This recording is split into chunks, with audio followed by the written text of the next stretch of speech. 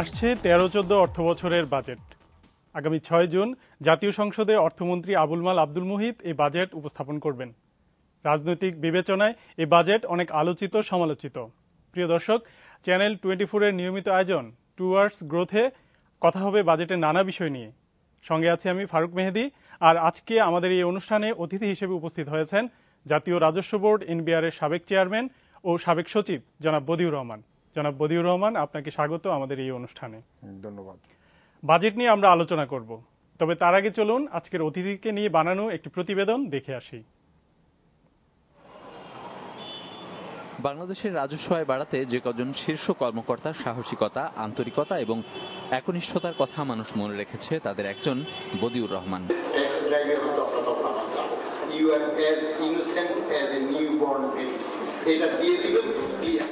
জীবনের অনেক চড়াই উতরাই পার করে দায়িত্ব পেয়েছিলেন জাতীয় রাজস্ব বোর্ডের।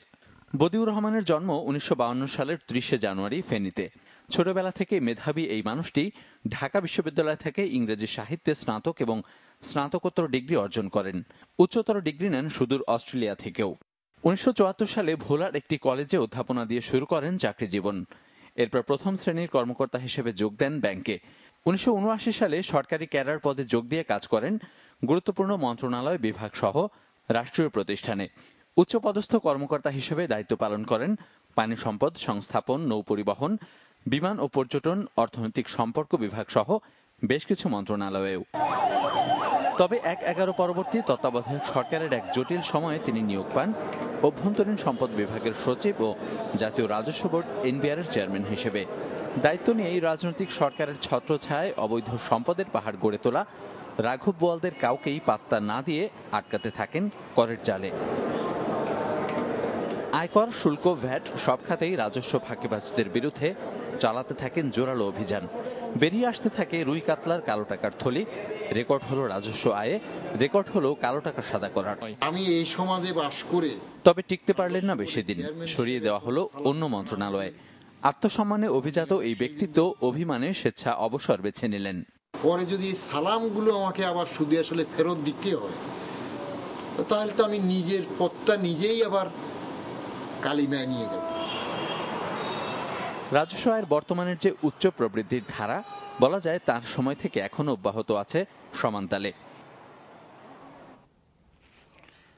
জনাব রহমান, আমরা আপনার উপর এই প্রতিবেদনটি দেখলাম। আপনি তো রাজনৈতিক যে সংস্কৃতি এবং অর্থনীতি যে দুর্বৃত্তায়নের মধ্যে ছিল, সেই সময়টাই কিন্তু আপনি জাতীয় রাজস্ব বোর্ডের চেয়ারম্যান দায়িত্ব নিয়েছিলেন।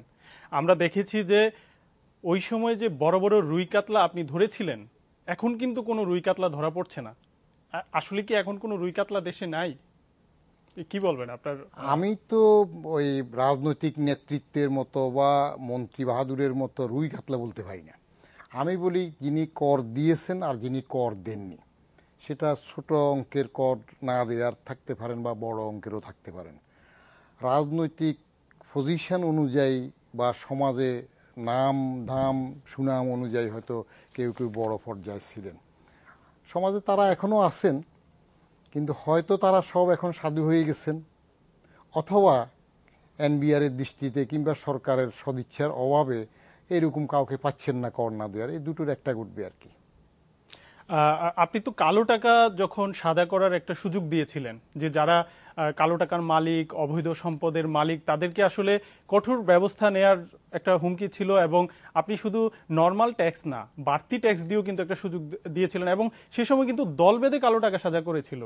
প্রায় আমরা জানি যে 32,000 লোক কিন্তু কালো টাকা সাদা করে, এবং প্রায় 3,500 কোটি টাকা, এবং প্রায় আপনার 700 কোটি টাকা সরকার ট্যাক্স পেয়েছে। কিন্তু আমি এরপরেও দেখলাম গত 4 বছরে কিন্তু এই সুযোগ অব্যাহত আছে। কোনো মানুষ কিন্তু স্বপ্রণোদিত হয়ে কালো টাকা সাদা করতে যাচ্ছে না, এবং নগণ্য, সেটা সংখ্যা প্রকাশ করা যাবে না। এইটা কেন? আসলে কালো টাকা সাদা করার সুযোগ নিচ্ছে না কেন? এখানে কি কোনো সুবিধা পাচ্ছে সরকারের কাছ থেকে? আমার সময় আমি কালো টাকা বলতাম না, কারণ টাকা কালো সাদা সবটাই টাকা। অর্থনীতির ভাষায় কালো টাকা বলতে যেটা ব্ল্যাক মানি, অর্থাৎ অবৈধভাবে অর্জিত, আমি সেটা বলতাম না। আমার হিসেব ছিল আয়কর অধ্যাদেশ 1984 অনুযায়ী অপ্রদর্শিত, যেটা করের আওতায় আসে, কর দেননি তাদেরকে দেয়া। আমি সুযোগটা দিতেও প্রস্তুত ছিলাম না। আমার কথা হলো যারা দেননি তাদেরকে বড় জরিমানা সহ আইনের আওতায় আনবো। একটা টেক অফ পয়েন্ট দরকার। আমরা ইআরডি থেকে আমি সবসময় বলি যে আমার একটা আশা ছিল এনবিআরে থাকার পরে যে ইআরডিটা আর দরকার হবে না, ওটা সামান্য কিছু প্রোটোকলে বেশি কিছু টাকা সহযোগিতা হলে ফরেন মিনিস্ট্রি একটা অংশ থাকতে পারে। তো সুটেড বুটেড হয়ে ভিক্ষাবৃত্তিতে উঠাতে হলে আমার রাজস্ব বোর্ডে জোর দিতে হয়। এটা জোর দিতে হইলে যার কাছে যেইটুক নিয়ম মাফিক সরকারের পাওনা আছে, কাউকে অসম্মান করা, কাউকে কষ্ট দেয়া সেটা নয়। আমি সরকারের নিয়ম অনুযায়ী আপনার কাছে টাকা পাবো, সরকার আপনার সুযোগ সুবিধা দিয়েছে সেটা দেবেন, আচ্ছা, সেটা চলেছে। কিন্তু এখন কি নেই বা নেই কেন কেন আসছে না, সেটা এখন যারা আছেন তারা ভালো জানবেন। আদায় করার জন্য একটা সক্ষমতা থাকতে হবে, তার মানে দুটো কি কারণে। আপনি হ্যাঁ, জি প্লিজ। আপনি কি মনোবলের কথা বলছেন যারা দায়িত্ব পালন করবে তাদের সাহসিকতা, আন্তরিকতা? আমি এই প্রসঙ্গে আপনাকে একটা কথা বলতে পারি। সম্প্রতি আমরা দেখেছি যে নতুন যে চেয়ারম্যান দায়িত্ব নিয়েছেন, ইনি এসেই কিন্তু একটা নির্দেশনা দিয়েছিলেন যে ঢাকা শহরে যত ফ্ল্যাট বাড়ি আছে তাদের তালিকা করার জন্য এবং কারা ট্যাক্স দেয় কারা দেয় না এটা দেখার জন্য 1 মাসের সময় দিয়ে বলেছিলেন। আমি 1 মাস পরে আমরা কথা বলেছি, কিন্তু আসলে এখন দেখা যাচ্ছে যে সরকারের একটা চাপ আছে, বলা হচ্ছে যে রাজনৈতিক বিষয় আছে, সামনে ভোট আছে, ভোটের রাজনীতির কারণে চাপ দেওয়া হচ্ছে না। তাহলে রাজস্ব আদায় হবে কিভাবে, দেশ আসলে স্বাবলম্বী হবে কিভাবে? আপনার সেই অভিজ্ঞতাটা দিয়ে যদি বলেন। আপনার রাজস্ব আদায়ের জন্য দুদিক থেকে সদিচ্ছা লাগবে। সবচেয়ে বড় সদিচ্ছাটা লাগবে পলিটিক্যাল উইল, যেটা রাজনৈতিক সদিচ্ছা যদি মজবুত না হয়, যেটা আপনি বলছেন সেটা যদি সত্য হয় যে সামনে ভোট আছে, ধরা যাবে না, তাহলে তো কাজ হবে না। কারণ রাজস্ব বোর্ডের চেয়ারম্যান যিনি থাকবেন তার অনেক আন্তরিকতা থাকলেও তিনি তো চাকরি করেন, রাজনৈতিক নেতৃত্ব তাকে যদি সহায়তা না করেন এটা সম্ভব হয় না। তারপরও রাজস্ব বোর্ডে যিনি চেয়ারম্যান থাকবেন তিনি শুধু বেতনভুক আইআরডি সচিব বা চেয়ারম্যান হলে রাজস্ব আদায় হবে না, সেটা হবে রুটিন মাফিক যেটুক হওয়ার। Chairman he or she will have to be chairman plus. তাকে চাকরি করতে হবে, আমি যেটুক দেখেছি ডেইলি বেসিস, যে আজকে আমার চাকরি আছে, আজকে আমি যতটুক পারি করে যাব, আগামীকাল আমি নাও থাকতে পারি। ওরকম একটা শক্ত মনোবল এবং শক্ত একটা টিম তার মানে থাকলে আপনি যেটা বলছেন যে রাজস্ব আদায়ের জন্য একটা বড় ধরনের মানসিকতা, একটা বড় অবশ্যই। মানে পলিটিক্যাল উইল এবং সরকারের যে চাপ না দেওয়ার একটা প্রবণতা। আপনি জানেন এই দিক থেকে সরকার চাপ দিচ্ছে, আবার বড় বাজেট কিন্তু করছে, বড় বাজেট, বড় ব্যয়, আর বড় ব্যয় মানে বড় আয়ও করতে হবে। তো আমরা জানি যে এবারে যে বাজেট আসছে প্রায় 2,24,000 কোটি টাকার এটা একটা আকার ঠিক করা হয়েছে এবং এটা একটা বড় বাজেট। তো একদিকে রাজস্ব, আপনি জানেন রাজনৈতিক সহিংসতায় রাজস্ব আদায় কিন্তু অনেকটাই ঘাটতির মুখে, সেই রকম একটা পরিস্থিতিতে কিন্তু বড় বাজেট, তো রাজস্ব আদায় করার ক্ষেত্রে অভিযান নাই, কোনো তৎপরতা নাই, আবার বলা হচ্ছে বড় আয় করতে হবে, সেটা কিভাবে সম্ভব?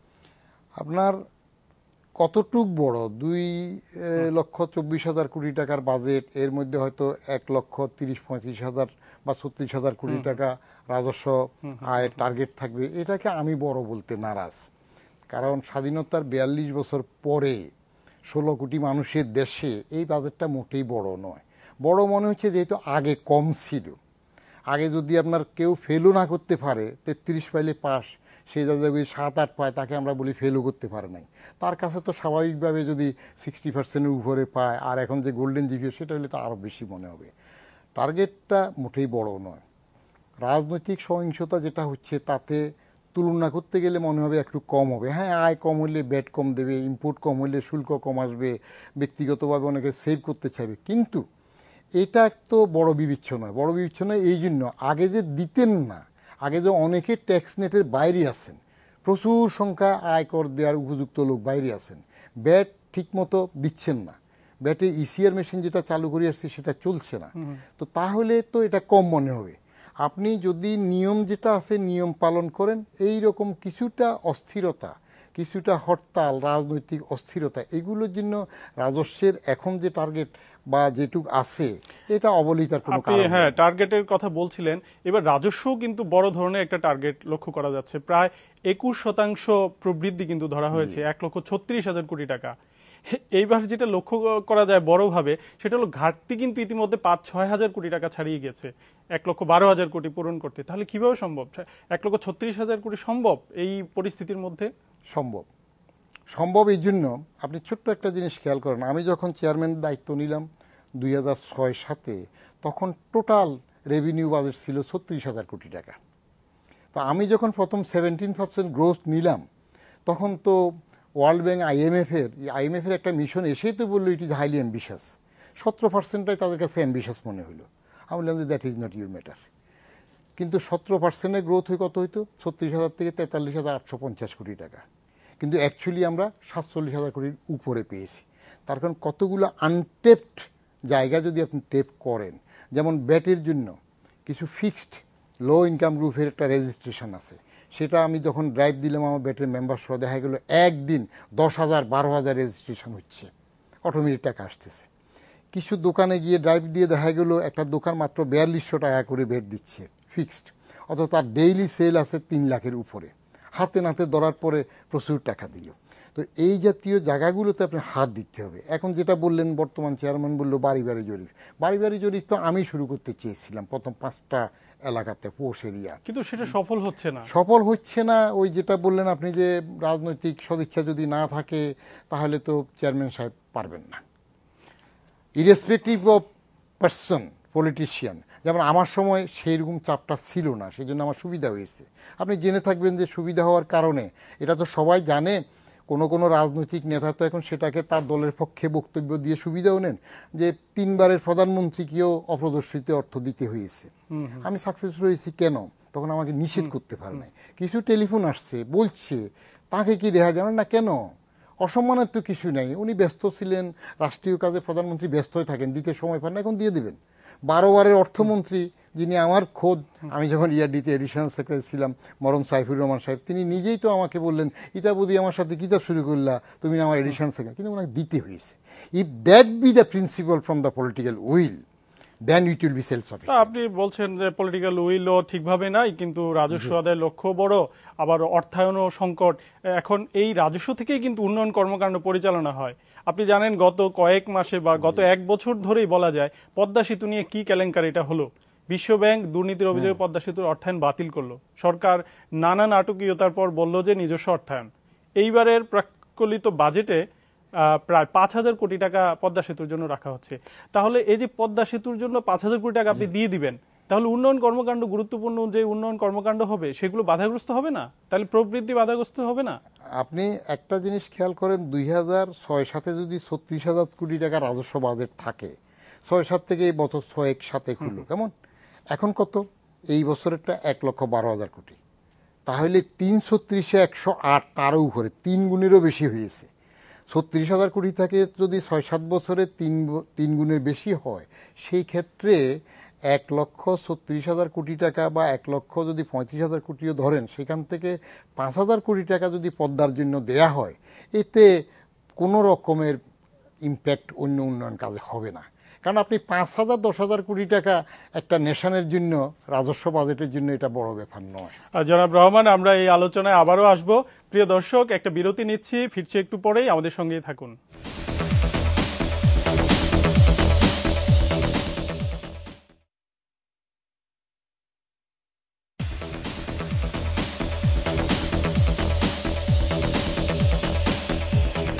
বিরতির পর আবারও স্বাগত। দেখছেন টুয়ার্ডস গ্রোথ, সঙ্গে আছেন জাতীয় রাজস্ব বোর্ড এনবিআর এর সাবেক চেয়ারম্যান জনাব বদিউর রহমান। জনাব রহমান, আমরা জিডিপি প্রবৃদ্ধি নিয়েও একটু কথা বলেছিলাম।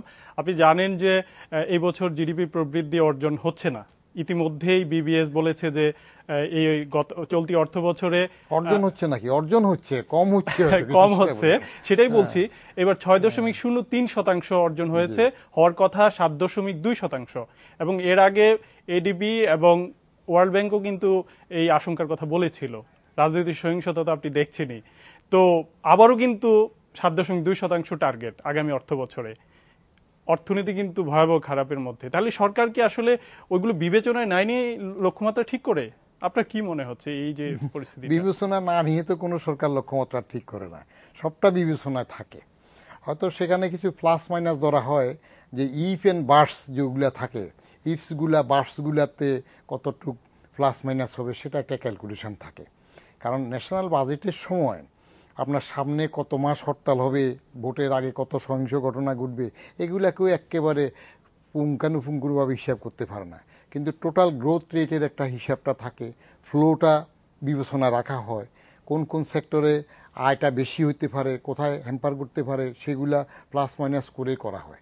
অতএব গ্রোথের টার্গেট যেটা থাকবে সে টার্গেট যদি সেটা কি ষষ্ঠ পঞ্চবার্ষিক পরিকল্পনা অনুযায়ী তো করে? হ্যাঁ, অবশ্যই পরিকল্পনা অনুযায়ী করে, কারণ আপনি গ্রোথটাকে যদি প্রথমেই এইসব চিন্তা করে যদি নেগেটিভ অ্যাটিটিউডে চলে যান তাহলে তো আপনি নিজেই কমে যাচ্ছেন, আপনার কোনো অ্যাম্বিশনও থাকবে না, চেষ্টাও থাকবে না। সেই জন্য গ্রোথ যদি 7-এর উপরে টার্গেট রাখা হয়, 7.2 বা 0.2 যেটাই বলেন, সেটা মোটেই দোষের কিছু না এবং এটা আনএচিভেবল কিছুও না। এই যে এবার যে একটু কমছে, এরকম সেই সময় যদি কমতে পারে, কমবে, নাও তো কমতে পারে। কিন্তু রাজনীতি সিগন্যাল দিচ্ছে আমাদের না, রাজনীতি সিগন্যাল যেটা দিচ্ছে, আমি আশাবাদী মানুষ। আমি সবসময় বলি যে আমরা কি না দেখে আসছি। আমার সর্বশেষ একটা লেখা যুগান্ত আমি বলেছিও যে আমরা সেই পাকিস্তান আমল থেকেও যদি ধরি, আইয়ুব খানকে আমরা দেখে আসছি কেমন, ৬৬-এর আন্দোলন দেখলাম, ৬৯-এর গণ অভ্যুত্থান দেখলাম, তারপরে যাই আওয়ামী লীগ পিরিয়ডে 74-এর পরে আবার বাকশাল দেখলাম, এরশাদের আমল দেখলাম, তারপর গণ অভ্যুত্থান দেখলাম, সবগুলা হয়েই তো আমরা টিকে আসছি। তো আমরা যারা এত কিছুর পর টিকে যাই, এই আগের কথা বলছেন, ওই সময় অর্থনীতি অনেক ছোট ছিল, এখন দেখেন আমাদের অর্থনীতি কত বড় হয়েছে, কত শক্তিশালী হয়েছে, শিল্প কিভাবে সম্প্রসারিত হয়েছে। কিন্তু এখন আপনি দেখেন মানে রাজনীতি কিভাবে আক্রান্ত হয়েছে, আর রাজনীতির কারণে কিন্তু অর্থনীতি আক্রান্ত হয়েছে। আমাদেরকে তো এখন রাজনীতির দিকেই তাকিয়ে থাকতে হচ্ছে। জি, এখন এইটাকে কিভাবে মিলাবেন আমাদের অর্থনীতির সঙ্গে, গ্রোথের না, সঙ্গে? আপনার রাজনীতির সাথে তো একবার যত কিছুই করেন সমাধানটা রাজনীতিক দিক থেকে আসে। পলিটিক্যাল সলিউশনটা সব কিছুর মেইন, মাদার সলিউশনটা হবে। তো পলিটিক্যাল সলিউশন যদি কিছুটা কমতি হয়, সেটার জন্য একটু সাফারিং হবে। একদিন হরতাল হলে স্বাভাবিকভাবে কিছু উৎপাদন বন্ধ হবে, কিন্তু এই যেগুলো ছোটোখাটো বন্ধ হবে সেটার জন্য তো ন্যাশনাল কার্যক্রম বন্ধ থাকবে না। আপনি মনে করেন যে একটা ছোট্ট উদাহরণ, যে এখানে হরতাল হইলে ধান উৎপাদনে একটু ব্যাঘাত হয়, টেনে নিলে হয় কিভাবে, যদি বিদ্যুৎ সরবরাহ কম হয়, সেখানে যদি সেচটা ঠিকমতো না হয়, তাহলে ওখানে উৎপাদনটা ব্যাহত হতে পারে। এইভাবে রিলেট করলে সবটাই যাবে। কিন্তু তারপরেও হয়তো বাজেটটা যদি করা যেত আপনার 2.5 লক্ষ কোটি টাকার, এটা টার্গেট ছিল, এই সব কিছু চিন্তা করে আরেকটু কমাইয়া এদিকে নামলো। রাজস্ব বাজেটটা যদি 1.5 লক্ষ কোটি টাকা চিন্তা ছিল যে এরকম ভোটের বছর ঝামেলা হতে পারে, সেই জন্য আরো 15 লক্ষ কোটি কমালো, সেটা তুললে আপনি মিলিয়ে নিতে পারবেন। হতাশ হওয়ার কোনো কারণ নেই। কিন্তু রাজনীতি, আমরা তো হতাশ হওয়ার তো নানা কারণ যেটা থাকবে। হ্যাঁ, এখন দেখেন যে সংলাপ নিয়ে কথা হচ্ছে, সরকার বেশ একটা সুবাতাস বইতে ছিল। আপনি দেখেন যে আপনার জাতিসংঘের বিশেষ দূত এসে দুতিয়ালি করলেন, কয়েকদিন বেশ ভালো গেল। এখন কিন্তু আবার পরিস্থিতি আগের মতো। আমি একটা কথা বলি, রাজনীতিতে আসলে সুবাতাস তো নাই, যেটা অর্থনীতির জন্য রাজনীতিতে নেতিবাচক। শুনেন, রাজনীতিতে সুবাতাস যেটা হবে, আমি মাঝে মাঝে বলি, আমি তো কোনো দল করছি না, যদিও সরকারি চাকরি করার সময় আমাকে দল বা মনা বলে পদোন্নতি বঞ্চিত করা হয়েছে। সেগুলা দল আছে এখন মূলত দুটা, দেশ একটা, রাজনৈতিক দল দুইটা, নেতা নেত্রী বলেন আছে 2 জন। এরা তো ক্ষমতার জন্য তাদের সবসময় থাকে পালাক্রমে একটা দল পুরো দেশটাকে দমন করবে। তো সেই ক্ষেত্রে আপনার কিছু তো শক্তির লড়াই চলবে, কমপক্ষে ধরুন অগাস্ট পর্যন্ত তো এই লড়াই আরো চলতে পারে। কে কাকে লড়াইটা কি আগে শুরু হয়ে গেল না? না, আগে শুরু হোক, রাজনীতি শক্তির লড়াই এরকম থাকবেই। যদি আওয়ামী লীগ যদি বা তার জোর যদি বিএনপিকে কাবু করতে পারে, তাহলে বিএনপি আরো সুর নরম করবে। বিএনপি যদি টিকে থাকতে পারে শক্তিমান, তাহলে আওয়ামী লীগ একটু নরম হবে। তো এটার জন্য এত সকাল হতাশ হওয়ার তো কারণ নেই। আপনি অগাস্ট পর্যন্ত দেখেন একটা সলিউশন হবে, তারপরও যদি কিছু না। সরকার সমাধানের জন্য নাকি সময় ক্ষেপণ? এইটা আপনার শক্তি প্রদর্শনের যখন লড়াই চলে, মনে করেন যে বিএনপি যে আলটিমেটাম দিল, প্রধানমন্ত্রী ডাকলেন যে আলোচনায় আসেন, বিএনপি বলল আলটিমেটাম, কিন্তু আলটিমেটাম কাজে লাগে না। এর আগে আমরা জলিল সাহেবের ট্রাম্প কার্ডও দেখেছি। রাজনীতিতে এগুলো খেল চলবে, সাইকোলজিক্যালি কে কাকে তো ডাউন করতে চেষ্টা করবে, কাকে কিভাবে আটকাবে সুযোগ নিতে চাই। কিন্তু রাজনীতিবিদদের তো বুঝতে হবে যে দেশটা এগুচ্ছে, এখানে কর্মসংস্থান হওয়া উচিত, প্রবৃদ্ধিটাকে চলতে দেওয়া উচিত, অর্থনীতিকে যেন বাধাগ্রস্ত না হয়। মিস্টার মেহেদী, আপনি টেলিভিশনের চ্যানেল অনেক, টক শোতে বলার পার্টিসিপেন্টও অনেক, একজন এক একটা পেশা নিয়ে থাকে। আপনি এরকম প্রশ্ন করবেন, আমি আসছি, আমি একটু উত্তর দেব। যারা রাজনীতি করছেন তারা কি এগুলো বুঝেন না? They are more seasoned than all the persons discussing all this issues. তারা সবগুলো জানেন। তারপরে জনগণকে নিয়ে হচ্ছে রাজনীতি। হ্যাঁ, জেনেও অনেক কিছু লুকান। ছোট্ট একটা কথা বলি, আমরা অনেক সময় বাচ্চারা কিছু লুকাইলে বাচ্চা তো তার খুশির জন্য বলে যে বাবা দেখো তো এই জিনিসটা কোথায়। তো বাবার ঘরে বাচ্চা লুকাইলো, এটা কি বাবা দেখে না? দেখে, কিন্তু বাচ্চার আনন্দের জন্য বাবা এটা খুঁজে পান না, বাচ্চাকে বলে যে তুমি দেখাও, আমি তো পেলাম না। তো এই যে জনগণ সবটাই বুঝে, জনগণ যে বুঝে এটা রাজনৈতিক নেতারাও বুঝে শুনে তারা নিজেদের গুটি চালতে চান। আমার তো একটা দৃঢ় আশা যে আপনি আর 2-3 মাস পরে দেখবেন যে একটা সলিউশন হয়ে যাচ্ছে ইনশাল্লাহ। আর যদি না হয় তাহলেও কিন্তু একটা সলিউশন। আপনি ওই যে লগি বাইটে বলেন, তারপরে শ্রেণী কাস্তে লোহা লক্ষরের বলেন, 111 বলেন, সেটাও তো একটা সলিউশন। তার মানে সেরকম কোনো ইঙ্গিত কি আছে? আমি সেই সম্ভাবনা চিন্তা করি না, কিন্তু যদি খোদা নাখাস্তা সিজন পলিটিশিয়ানরা 2বারের প্রধানমন্ত্রী, 3বারের প্রধানমন্ত্রী, ঐতিহ্যগতভাবে কেউ স্বামীর ঐতিহ্যে, কেউ বাপের ঐতিহ্যে নামি দামি নেতা, তারা যদি এগুলা না বুঝে চলেন, পরে দেখবেন যে সমাধান একটা আসবে। আমরা আইয়ুব খান থামাইতে পারে না, ইয়া খান থামাইতে পারে না, আশাবাদী থাকতে চাই। আমরা চাই না আসলে গণতন্ত্র হুমকির মুখে পড়ুক। বিরোধী দল কিন্তু বাজেটে যায় না, এটা একটা সংস্কৃতি। আমরা দেখেছি আওয়ামী লীগ যখন বিরোধী দলে ছিল একই সংস্কৃতি, এখন বিএনপি আছে একই সংস্কৃতি। এইবার কিন্তু বাজেট অধিবেশনে যাবে বলে আমরা 2-1 দিন আগে শুনলাম। আসলে বাজেটের জন্য কতটুকু জরুরি যে সংসদে সকলের অংশগ্রহণের ভিত্তিতে বাজেটটা আলোচনা হবে, একটা কল্যাণমূলক বাজেট হবে, সেটা কি আমরা আশা করতে পারি না? বিরোধী দলকে তো এমনি শ্যাডো গভর্নমেন্টই বলা হয়, কিন্তু আমাদের সংস্কৃতি তারা যাবেন না, মানে দেখা করবেন না, নেতা নেত্রী কথা বলবেন না। এখন যাচ্ছেন যে সেটা নিয়ে একটা সমালোচনা আছে। সরকার পক্ষে তো প্রধানমন্ত্রী দাওয়াত দিয়েছেন শুধু সংসদ সদস্যপদ রক্ষার জন্য না গিয়ে পুরো বাজেট অধিবেশন থাকুন। আজকেই বলেছেন যদি থেকে থাকেন, বাজেট আলোচনা করেন, তাহলে অবশ্যই সেটা ভালো হবে আর কি। আচ্ছা, এইবার আমরা যেটা দেখেছি বর্তমানে যে আমদানির যে গতিটা কিন্তু বেশ কমেছে। বেশ কয়েক মাস ধরেই কিন্তু আমদানি খুবই স্লো। তো এখন আমদানি যদি না হয় তাহলে তো আপনার ইন্ডাস্ট্রিয়াল র মেটেরিয়ালস আসবে না, ইকুইপমেন্টস আসবে না, তার মানে শিল্পের বিকাশ হবে না, না হলে আপনার গতি পাবে না, কর্মসংস্থান হবে না।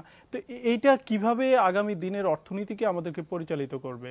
আমরা এই অর্থনীতিটাকে সামনে এগিয়ে নেওয়ার জন্য এই বাজেটে কি ধরনের আসল নির্দেশনা দরকার? আপনার পলিটিক্যাল আনরেস্ট যেটা, সেটা তো বাজেট বক্তৃতার মধ্যে অর্থমন্ত্রী তার ওয়াজ নসিহত করবে, কিন্তু প্রকৃতপক্ষে যেটা হলো এই ওয়াজ নসিহত দিয়ে তো কাজ হবে না। আপনি যদি হরতাল দেন, ওয়াজে কাজ হবে? যে এতগুলো হরতাল দিয়ে এতগুলো পর্দা সেতু করা যেত ডেলি, এটা ওই যিনি ক্ষমতা চেয়ারে যান তিনি এটা বলেন, বিরোধী থাকলে এই কথা বলেন। এটা নির্দেশনা রাজনৈতিক নেতৃত্ব থেকে আসবে। টকশোর এই ছোট্ট মশামাছির পক্ষে রাজনৈতিক নেতৃত্বের বড় সিদ্ধান্ত দেওয়া কখনো সম্ভব না। If they are willing enough to protect the interest of the country, then it will be solved. Otherwise not. It will continue in this way. যাক, আপনি এটা তো রাজনীতি ঘুরে ফিরে কিন্তু রাজনীতির কথাই আসে, কিন্তু আপনি দেখেন রাজনীতি একদিকে আমাদেরকে কিন্তু বিশ্বব্যাপী একটা আমরা ইমেজ সংকট তৈরি হয়েছে। এর মধ্যে দেখেন গার্মেন্টসে কি ঘটনাটা ঘটে গেল। আপনি রানা প্লাজার ঘটনা সারা বিশ্বে আসলে বিবেককে নির্বাক করে দিয়েছে বলা যায়। রানা প্লাজার ঘটনা এই যে এটা কিভাবে সম্ভব? আসলে আমরা কি এই যে দেশের সুশাসন কোন পর্যায়ে থাকলে এটা ঘটতে পারে? সুশাসন, রানা প্লাজার বিষয়ে আমি যে হাঁটি রাস্তাঘাটে, জনগণ কেউ একটু লিখার সুবাদে বলা হয় জিজ্ঞেস করছে রানা প্লাজার এই দোষের কারণ আপনার মতে কি? তা আমি বললাম যে সুশাসনের অভাব। সুশাসনের অভাব বললে যে এটা একটা কথা হইল, বিল্ডিং ভেঙে বললে সুশাসনের অভাব। আপনি যেখানেই যান এটা সুশাসনের অভাবের জন্য ঘটে। কারণ সুশাসন বলতে ঠিকমতো আর্কিটেকচারাল ডিজাইনের প্রশ্ন, প্লেন পাসের প্রশ্ন, মনিটরিংয়ের প্রশ্ন। এখন কেউ বলবে আমার জনবল নাই, কেউ বলবে এটা আমি দেখি নাই, যে আমি এতটুকু অনুমোদন দিয়েছি, এতটুকু করেছে। টোটাল আইনের শাসনটা যদি ঠিকমতো মানুষ টের পায় যে আইন না মানলে কি হয়, তাহলে এইসব ঘটতো না। তাজরিনে আগুন লাগলো, এখানে এটা ঘটলো, এগুলা কিছু করবেন না। শুধু ন্যাচারাল ক্যালামিটি যেগুলো আছে সেখানে আপনার হাত নেই, কিন্তু বাকি এগুলো এক কথায় বলা যাবে সুশাসনের অভাব। আচ্ছা, আপনি তো জাতীয় রাজস্ব বোর্ডে ছিলেন, আপনি জানেন যে আমাদের রপ্তানি খাত কি ধরনের সুবিধাগুলো নিয়ে থাকে বন্ডের আওতায়। আমরা একটা বিশেষ একটা গবেষণা থেকেও দেখেছি প্রায় টানা 6 বছরে গার্মেন্টস খাত শুধু আপনার বন্ড সুবিধা নিয়েছে 1 লক্ষ কোটি টাকার উপরে, কিন্তু পোশাক খাতের উন্নয়নে কিন্তু বিনিয়োগটা কম। তো সেই তুলনায় এখন একটা কথা উঠছে এবং বিশ্বব্যাপী যে জনমত তৈরি হচ্ছে সেইখানে ব্যাপক প্রচার আছে যে একটা চাপ হয়তো আসবে। তো পোশাক খাতের উন্নয়নে আসলে কি করা উচিত? এখন আরো কোনো রিফর্ম আপনি সুপারিশ করবেন কিনা, বা কি করা উচিত? পোশাক খাতটা তো আমার সেক্টর না বড় করে এমনি, কারণ এটা কিছু কিছু বক্তা তো সব বিষয়ে পণ্ডিত থাকেন, আমি সেই অবস্থায় নাই। কিন্তু আমি যেহেতু বন্ডের একটা বিষয়, বন্ডের সেই বিষয়টা হইলো এই সেক্টরটাতে আমাদের ফরেন এক্সচেঞ্জ রেভিনিউটা বেশি পরিমাণে আসে, সেই জন্য এটাকে এনকারেজ করা হয়েছে। কিন্তু এনকারেজ করতে গিয়ে ভিতরে যে লুটপাটের ব্যবস্থা এবং অনিয়ম চলতেছে সেটার উপর লাগাম ধরা হয়নি। আপনি বলছেন তো শুধু শ্রমিকদের অসুবিধা, আপনি পোশাক খাতের যে ট্যাক্স আয়টা, দ্যাট ইজ সেই ট্যাক্সটাও আপনি দেখবেন কর্পোরেট ট্যাক্স কোথায় 40-42%, পোশাক খাতের মালিকদের এইগুলো লেস দেন 1%। তো এইবারের বাজেটে অর্থমন্ত্রী যদি সাহস করে এটা একটু বাড়িয়ে দেখ, তাহলে দেখবেন যে আপনার ক্ষতি কিছু হবে না, মালিকদের চিকনাইটা একটু কমবে, তাতে রিজার্ভও কম আসবে না, টাকা হবে না, তাদের হয়তো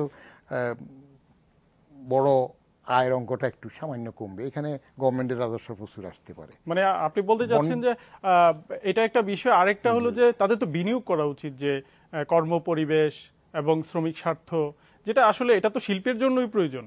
আপনার করা উচিত, সেটা যারা শিল্প বিজিএমে আছে তারা একজোট হয়ে কোরাস গিয়ে যদি না করে, তাদের কাছে যদি এগুলো মানুষ মূল্যে কোনো রকমের হায়ার সোর্স না হয়। এবার রিসেন্টলি বেকায়দা ফরে একজন গার্মেন্ট মারা গেলেন আগুনে, তাদের কাছে এগুলো কিছু মনে হয় বলে মনে হয় না। মনে যদি হতো তাহলে যেই পরিমাণ ফুলি ফেপে উঠে, নিজেদের জানাশোনার মধ্যেও তো দেখি যে কি ছিল কি হলো, তার কতটুকু তারা ব্যয় করে না। It will depend on state policy, রাষ্ট্র কিভাবে চাচ্ছে, সরকার কিভাবে চাচ্ছে, সেখানে কানা দল প্রীতি থাকবে কিনা না নিয়ম নীতি থাকবে, ওটার উপর নির্ভর করবে। আচ্ছা চেয়ারম্যান মহোদয়, আপনি তো যখন ছিলেন তখন থেকে আমরা দেখেছি রাজস্ব বোর্ডের সংস্কারে বেশ কিছু উদ্যোগ নেওয়া হয়েছে এবং এটা কিন্তু চলছে। তারপর কিন্তু সত্যিকার করদাতার সংখ্যা কিন্তু বাড়ছে না। 40 লাখের মতো টিআইএনধারী আছে, কিন্তু ট্যাক্স দিচ্ছে 12 লাখের মতো। এটাকে কিভাবে আসলে আরো কার্যকর করা যায়, সকলকেই কর নেটে আনা যায়? তথ্য প্রযুক্তি এখানে কি ভূমিকা রাখতে পারে? তথ্য প্রযুক্তিতে আমাদের একটা কালচার হয়ে গেছে, আপনি কর দেবেন, আপনি ফারুক মেহেদী সবসময় রাজস্ব বোর্ডের কোফানলে থাকবেন, যিনি দিচ্ছেন তার ছোটোখাটো ত্রুটি এগুলো নিয়েও বেশি মাতামাতি হয়, বড় ফাঁকি ধরতে হবে, কিন্তু যিনি আদৌ দিচ্ছেন না তার খোঁজ কেউ নিচ্ছেন না। আমি থাকলে আমি একটা অ্যাটেম্প নিয়েছিলাম, তখন যা ছিল যে যারা দিচ্ছে না, হয়তো একটা গাড়ি কিনবে কিংবা একটা প্লটের জন্য দরখাস্ত করবে, একটা টিআই নিয়েছে, পরে আর রিটার্ন জমা দিচ্ছে না, এগুলো সবগুলোর উপর একটা স্টর্ম সেশন করা দরকার। এগুলোকে আওতায় চিঠি, আপনি কিছু না, কম্পিউটারে একটা কমন চিঠি যে এগুলা বের করে দিয়ে দিলে সবার কাছে, তখন দেখবেন টনক নড়বে। মনিটরিংটা খুবই দুর্বল। আপনার অনেক সময় আমি আগেও বলেছিলাম যে গ্রাম দেশে আগে আমাদের দাদি নানিরা বাচ্চা কাচ্চা বেশি হইলে রাত্রে শোয়ার সময় মাথা গুনত, গুনে যখন দেখতে একটা নাই, দেখা গেল যে জাম্বুরা গাছের নিচে খড়ের নিচে এটা ঘুমিয়ে আছে। মাথা গুনা এটা রাজস্ব বোর্ডের দায়িত্ব, এই মনিটরিংটা স্ট্রং হলে এগুলো সব চলে আসবে। জনাব চেয়ারম্যান, আসলে অনেক কথাই আলোচনা হওয়া দরকার ছিল, তো আপনাকে অসংখ্য ধন্যবাদ আমাদের এই স্টুডিওতে এসে সময় দেওয়ার জন্য, বাজেট নিয়ে কথা বলার জন্য। প্রিয় দর্শক, শেষ করব টুয়ার্ডস গ্রোথ। দেখা হবে আগামী পর্বে একই সময়ে, হয়তো অন্য কোনো অতিথির সঙ্গে। সে পর্যন্ত ভালো থাকুন, সুস্থ থাকুন।